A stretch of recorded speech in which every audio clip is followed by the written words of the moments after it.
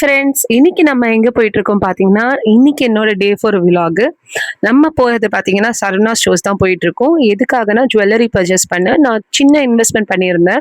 So சீட்டு போட்டிருந்தேன் Saravana stores எலைட்ல. அந்த சீட்டு பார்த்தீங்கன்னா, கிட்டத்தட்ட ஒரு 45,000 கிட்ட நான் சேவிங்ஸ் பண்ணியிருந்தேன். ஸோ அதுக்கு தகுந்த மாரி ஒரு ஜுவல்லரி வாங்கலாம் அப்படின்னு நான் இன்னைக்கு தான் கிளம்பி போனது தான் சரவணா ஸ்டோர் எலைட்ஸ். இங்க நானும் என் சிஸ்டரும் போயிட்டு பார்த்தீங்கன்னா, என்ன பர்ச்சேஸ் பண்ணலான்னு ஒரே கன்ஃப்யூஷன்ல இருந்தோம்.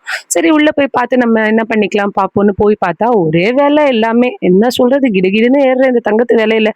சேர்த்து வைக்கிற காசு கூட கம்மியா தான் இருக்கு. அதுல ஒண்ணுமே வராது போல. நானும் சரி தேடி தேடி பார்த்தேன்.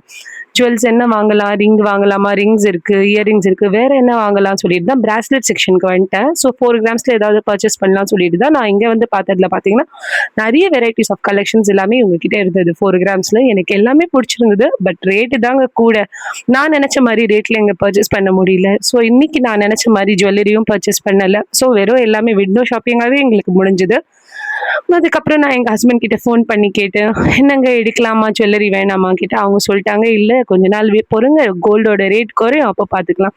இந்த வீடியோ பிடிச்சிருந்தா லைக் பண்ணுங்க, ஷேர் பண்ணுங்க. எங்கள ஃபாலோ பண்ண மறந்துடாதீங்க. அடுத்த வீடியோல பார்க்கலாம். பாய். டாடா.